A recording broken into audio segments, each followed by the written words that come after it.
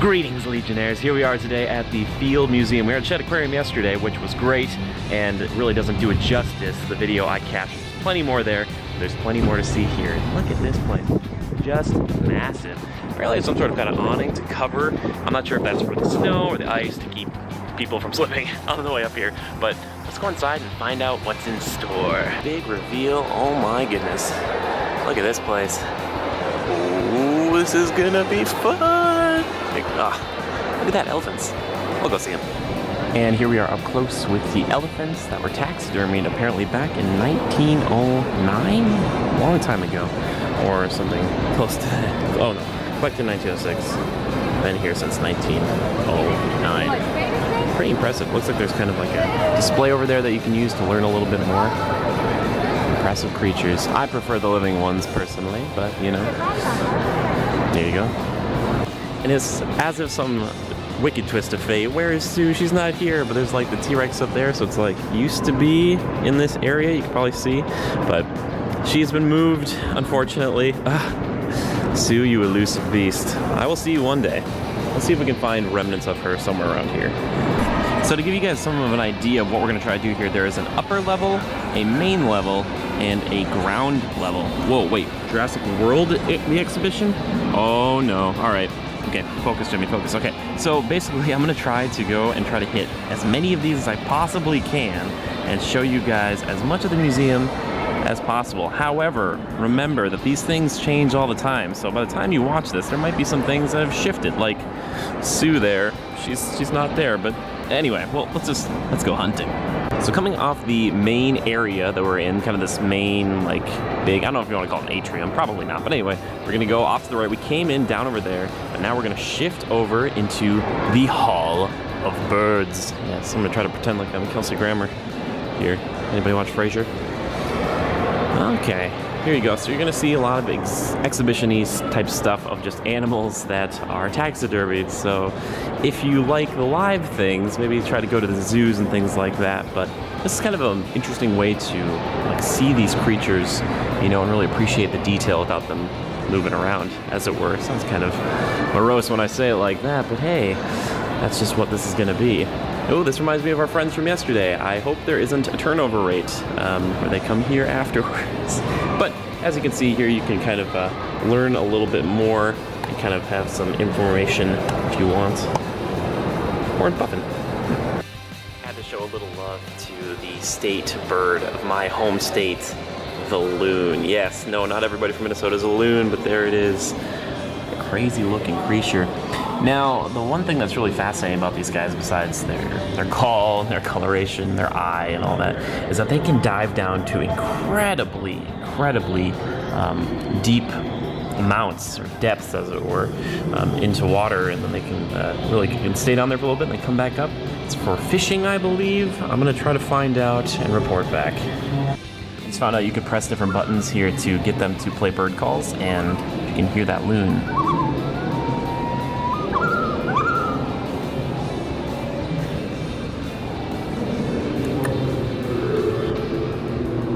Work again.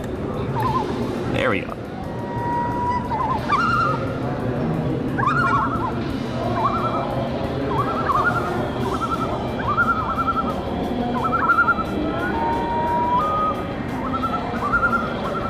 It's like you're watching a nature documentary.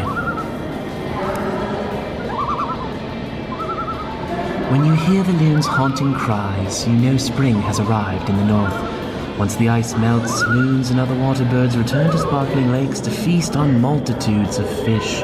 The birds get a lot done in a short time, courting, nesting, laying eggs and rearing young before the return of autumn's chill. Do you guys think I have a future in nature documentaries? Let me know in the comments below. One thing you can get a really appreciation for is the size of some of these creatures. So again, using my hand as kind of a guide here, that is like on the wing of a trumpeter swan. Now, birds can get, you know, to be pretty big, the biggest in the world, the ostrich, but they can also be pretty small too. It's kind of fun to see the ones that kind of fit in the middle, like flamingos here. Something about the flamingo. Yeah, I don't know why people like putting those as lawn ornaments. Not taxidermied flamingos, but And then these herons, you know, it's another kind of bird that I know pretty well from my homeland, as it were. But still, they're pretty ubiquitous throughout a lot of areas in the U.S., or different types of herons, I should say. So, like the great blue heron here around Chicago. Here we go.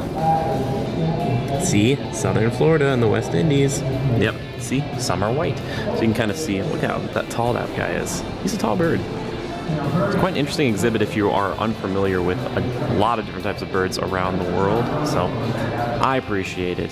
But again, I'm more of a living, breathing animal aficionado as opposed to this. But hey man, teach your own. Another bird that's near and dear to my heart is obviously the bird of my home country, the bald eagle. Just a beautiful, majestic, terrifying creature. You know, if Ben Franklin had it his way, it would have been the turkey, but that means Thanksgiving would have been a whole lot different. But still, when I look at these things, oh, the golden eagle here. This reminds me of Balaram, or anybody remember the eagles from Lord of the Rings? Why won't you fly me to Mordor? Because you're not a taxi service. Anyway, I just had to look at these guys. The birds of prey. Man, these guys are really fascinating. Something about these things, you know, you have your vultures, you know, that kind of pick up the remains here, but something about these guys, so fascinating. Now, can someone tell me, is that gyrfalcon? It's Gyrfalcon. This guy looks so cool. They say falcon of kings. This bird nests on ledges of tall cliffs bordering open tundra. It eats birds as large as ptarmigan and grouse. Arctic regions. Now this is the guy you want on your arm. This is your best buddy right here. Cool. And as to not be outdone by anything I said before, here we go. Here's your ostrich and the relatives like the emu, I believe here. I'm wrong. Cassowary. Never let it be said that I am a man who, you know, will say one thing and then if someone tells me the truth, I say no. Cassowary. This is the emu right here. Here we go. Pretty close in size to the ostrich. Large, gigantic birds that are flightless, have wings. Really remind me of the velociraptors here from like Jurassic Park. But right next to them, which I thought was really interesting, were some of these guys. Look at these birds. These are crazy to me. I didn't even know what a shoebill was. Apparently uses its unique bill like a shovel. Makes sense to me. Then you've got the Andean condor. Now again, this might not look that big. This is my hand like against the glass pretty much. That's a pretty big bird. And then another one, the saddle-billed stork, which I feel like I've seen, African, so I've seen this on the Kilimanjaro safaris down at Disney. I was like, I feel like I've seen you before, friend. So yeah, this is a pretty extensive exhibit from all the tiniest little birds all the way up to the ostrich. Pretty cool. It's a snowy owl. Look at this thing. This thing is great. What a cool creature, and a good choice for Harry's pet. If you're not familiar with what I'm just thinking, there's a Harry Potter theme. But yeah, look at some of these owls. I think owls are some of the coolest creatures that we have here, as far as birds are concerned. You know, barn owls. Something about them. Something about their call. Just so fascinating. Again, so many different types of birds. Look at this guy. This is a tawny frogmouth, apparently. Okay. Standing stiff as a tree trunk with bark-patterned feathers, this forest bird eludes predators by looking like just another branch. He's like, yeah, I tricked you. Classic tawny frogmouth. So I thought this was really interesting, talking about the different angle of owls' ears. So you can see all this stuff here, but then you can actually look and see, and on the right ear, at least here, the hole for it, it's a little higher up than the one on the left. So when you see an owl cock its head, it's trying to zero in on its prey. See these great horned owls here? They kind of talk about that in the back there. Not only do they have really good eyesight, but it helps that they can kind of, pinpoint things in complete darkness, regardless of their visual prowess. But it's pretty interesting. Plus, these guys are just so cool. Look at this guy. Fascinating. From ostrich to hummingbirds, this one has it all, but I have to get out of this hole full of death. If you guys know that reference or something kind of like it, let me know in the comments below, because we have a video or a little 3D movie to go see about Sue the T-Rex. We're gonna go check that out, but don't worry, we'll be back. We just have to get out of here, otherwise we'll be stuck looking at birds all day, and that's for the birds. I came downstairs for the movie that I'm supposed to see soon, and I had to show you guys the narwhal, something I kind of wish they would have had at the Shed Aquarium, but obviously it'd be kind of hard to do. Apparently, they still don't know what the horns are for. The sign says that they were hunted a long time ago for magical properties. Nowadays, they're hunted for ivory, which has been outlawed, but we're still not sure. Apparently, it's a hollow tooth, tusk. A lot of people, scientists think that the males joust with their tusks. We still don't know.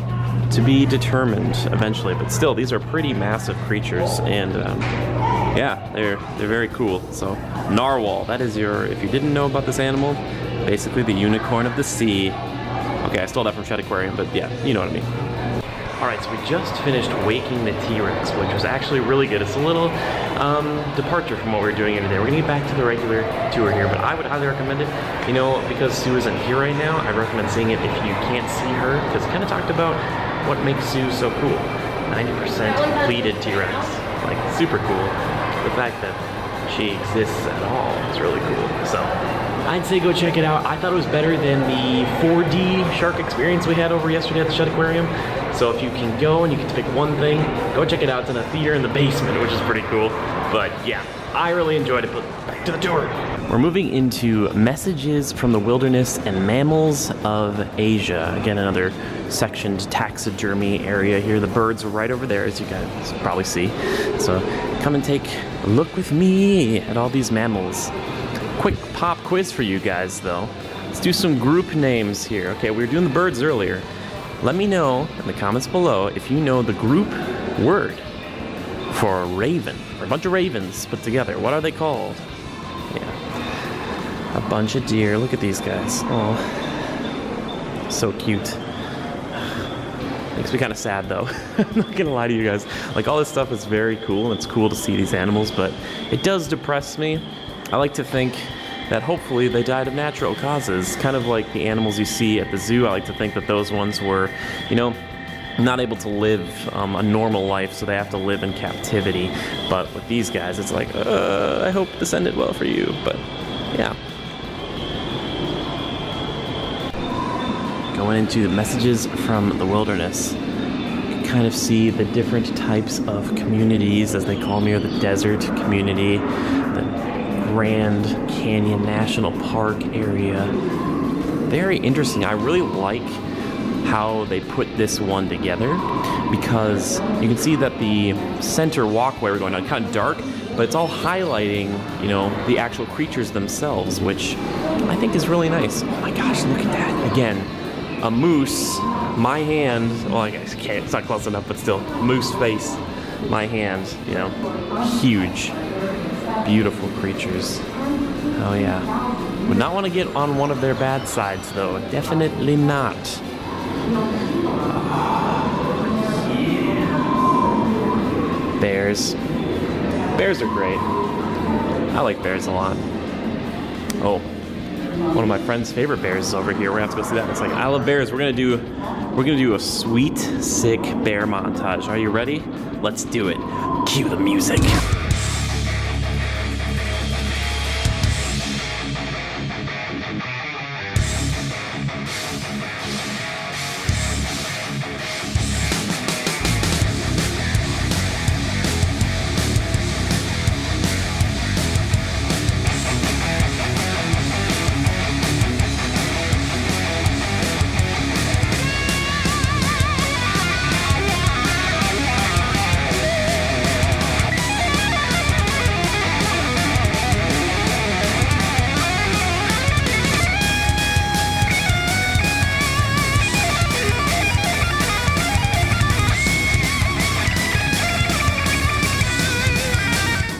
See, learning can be fun. Like, this place is really cool. There's a lot of interesting things you can learn.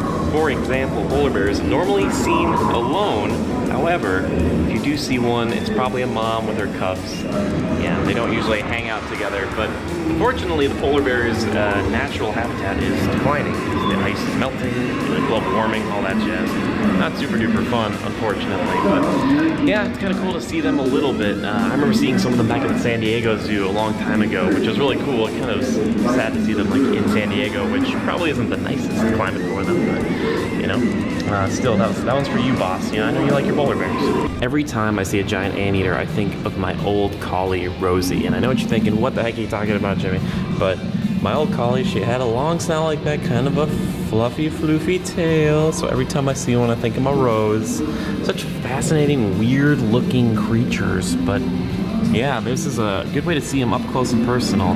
Again, you can see them alive at Animal Kingdom. I swear Disney isn't paying me. I swear they're not. Well, no, they're not. This is kind of interesting, talking about why people are afraid of predators, and you can find out the facts or fictions behind them. So, cougars often attack people. Let's see. Fiction. For the past 100 years, there have been just 53 known cougar attacks on people. Only 9 resulted in death. In comparison, about 18 people die in the United States each year from dog bites. Uh-oh, this turned from pro-cat to anti-dog really quick. I don't like that very much, but let's just go over how about kill too many deer. Fiction. Is there true? Cougars would have eaten up their own food supply long ago. Yeah, that makes sense. How about cougars killing livestock? Let's see. You know, for some cougars, especially when deer are in short supply, ranchers who keep the calf pastures away from remote cougar habitats greatly reduce their losses. The biggest cat you'll find here in North America, just about. So cool. I see what you did there, Field Museum. Well done. And even using my last name properly. I'm just kidding, I know it's a word. Yeah, you can kind of see how the beaver habitats work here. Kind of building up, using the dam to kind of obviously dam up the water, and then kind of having these tunnels up and into their actual home here. So cool to see this thing. I know at the Minnesota Zoo, back home where I'm from, you can kind of see this process, or used to be able to see this process in action, which is really quite, I keep using the word fascinating, but still very fun for me. You guys ever see Jurassic Park? Because this thing reminds me of it. You're probably thinking, Jimmy, what are you talking about? But all I can think is, clever girl. This is a really good exhibit. I love especially this this spot here, this booth as it were, because you can barely see that jaguar in there. That's a jaguar going after some capybaras over here. Well done. And continuing with our theme of animals, here we have an elephant skeleton, and then right above that is a massive whale skeleton. Just look at the size of that thing. Look at that jawline. Oh my goodness, that's like incredibly impressive. I hope you guys are getting the scale of this thing, because I'm walking, you know, quite a ways here, and there's plenty of room to walk. I mean, like underneath this thing to kind of judge by my gait, and this is absolutely astonishing. Wow! Oh my gosh! And again, this is comparatively to the elephant down below and the whale above it. So just remember those elephants we saw earlier. Think about that, and think about this. Just for comparison's sake, for yesterday, we were looking at the belugas, living belugas, and believe it or not, this is a beluga skeleton? What the heck? Are you guys seeing this? Like where, you know, that just means that there's no bone up in that bulb of theirs, you know, which makes a lot of sense, but there's like a little beluga. Here's the rest of it. When I was coming over here, I was thinking like, what is this, some sort of like kind of crocodile thing? What's going on here? That's a beluga. And then as if to like kind of throw a salt in the wound, there's the manatee down here. No, I'm just kidding. It's just like, I think like my mom loves manatees, I love belugas. I just put the skeletons here together. We would appreciate and also be horrified at the same time. Ma, you seeing this? Ah, thank goodness. But look at this thing. Look at these. You know what I find kind of fascinating is their flippers here and how the bones go throughout them. That they kind of look like there's not too much to them when you see them, but then you can see that they actually are a lot like this. Isn't that crazy? I mean, look at that. Ah! My goodness, I could give a beluga a high five, and he would mean it and receive it. Or she would, yeah, there you go. Belugas and manatees together, best friends, best sea buddies, yeah. All right, I put you guys through popcorn. quiz earlier, so let me go through one. I wanted to show this so you can. Giant panda. All right, so I did this one earlier, but I'm pretty sure bamboo. Correct. Ding ding ding. All right, so let's see. What do we have next? How about an aardwolf? I am gonna guess. Ooh, oh no, let's do this again. Termites. Correct. Oh, look at that. I feel so good about myself. All right, he's up in a branch, so I'm gonna guess.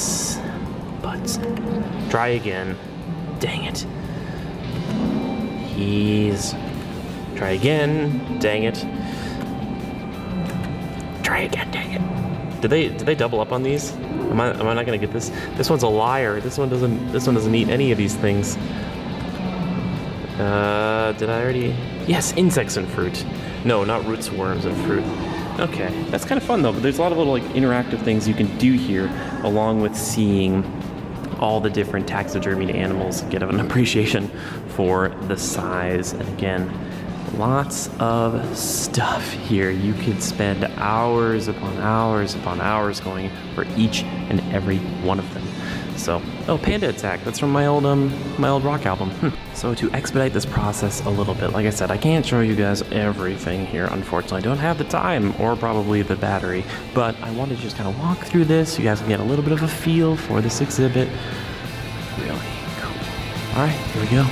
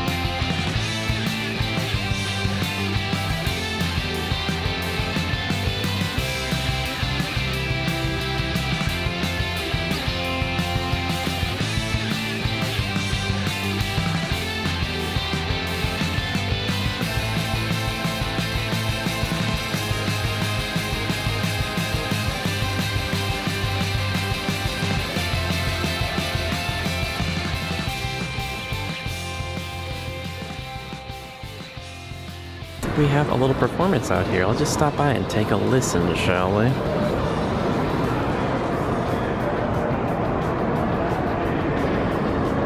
Maestro, if you would, please.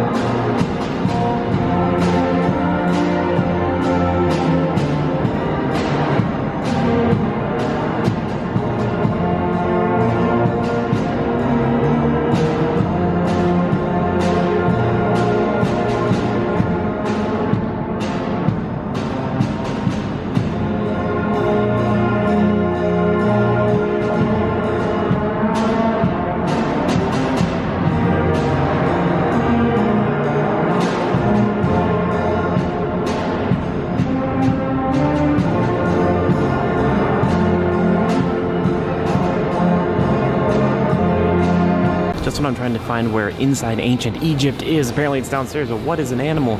But it's okay. We'll talk to that in a second. Let's go in here. Ooh. Adventures. Oh, goodness. Brendan Fraser, are you here? What do we have down here? Oh, that's a long way down, isn't it? Look down to see the mummy of a person buried at least 2,000 years after the tomb was built. Can you guys see down there? It's kind of hard to see anything. We'll try to go down and see it ourselves. This is a cool exhibit, though. Oh. Okay.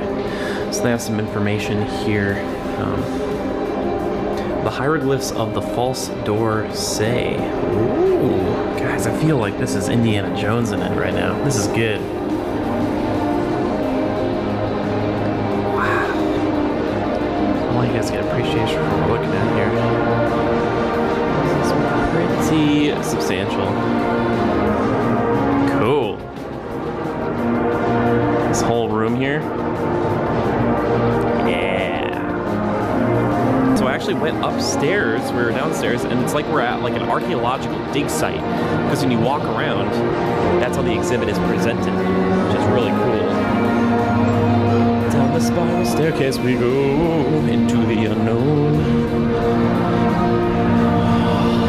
Whoa. This has become a spiral staircase vlog. Spiral staircases.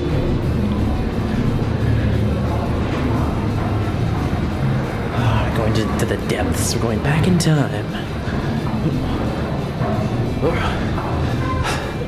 I made it.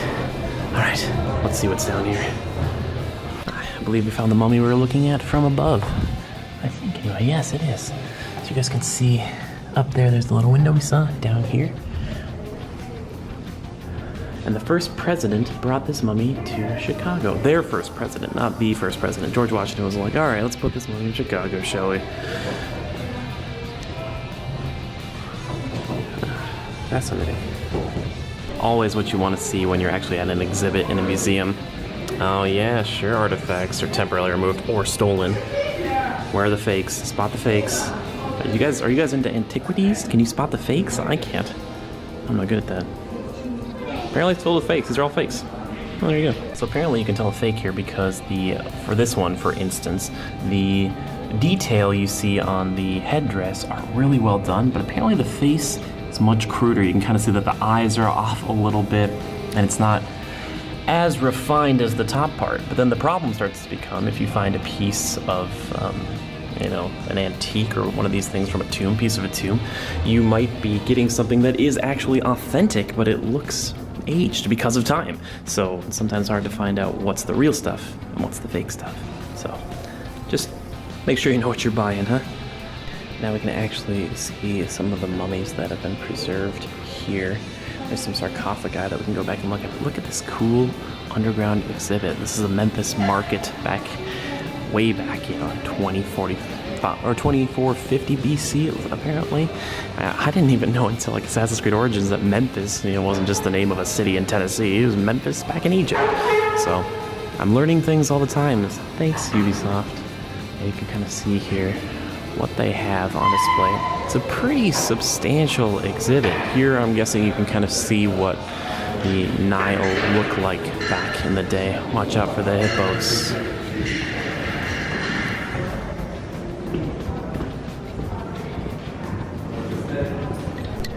Coming up on this next segment of the exhibit, something really fascinating here is that this little plaque talks about how a lot of Egyptologists were kind of freaked out back in the day. They're like, why did the Egyptians worship animals? Why did they, that's stupid. Why would they do that? But apparently, as you think about it a little bit more, the gods, they could have presented themselves in tricky ways, kind of like the Christian Trinity they say here. All I'm saying is that regardless of what you believe in, I'm all about representing yourself as an animal. That's pretty cool if you're a god. That's all I'm saying. I'm looking at you, Aslan, from Chronicles of Narnia. I'm just saying, if you run alongside Super Lion, that's pretty cool. But you can see here these cast statues and things like that. Yeah. Although, cats, you know, backing up. I feel like Imhotep up in here. And here we have one of the sarcophagi, kind of looking at it, appreciating it, like, all right, here we go. What's gonna be in there? Oh man, I'm kind of scared to look. You guys look for me. Well, what's that? Some sort of detector? Oh my goodness. The ancient Egyptians were much ahead of their time, much more so than we thought. This place could start hopping at any second, but you can kind of appreciate just the fine amount of detail that went into building these tombs, not just the places where they held the pharaohs of old, but you know, the actual the work required to make that happen. It's just really quite impressive. Okay, we are upstairs now. Down there is the Hall of Birds, and the ancient Egypt exhibit was there, kind of went underneath. We had a bunch of animals in and amongst all of that. That was on the right side. I remember we came in down over there. This is where Sue would be if she were here, but that's okay. It's all right. We just watched a movie about her, which was actually really cool. So we'll just look at this pteranodon. I'm guessing it's a pteranodon. People call it pterodactyl. They're wrong. That's okay. Anyway, we're going to go turn around here, and we're going to go into Evolving Planet. Ooh, dinosaur skeletons, yay. Oh, one of the really cool things, I wish they were doing it right now, is that over here you can see some of the folks here, the scientists, as it were, the ones who will be working on this, paleontologists. You can actually see them doing the stuff we saw in the movie. So they talked about this. They cover stuff in plaster. They basically take these big chunks home with them after they, you know, preserve them a little bit out in the field, bring them back here, crack them open, dust them off.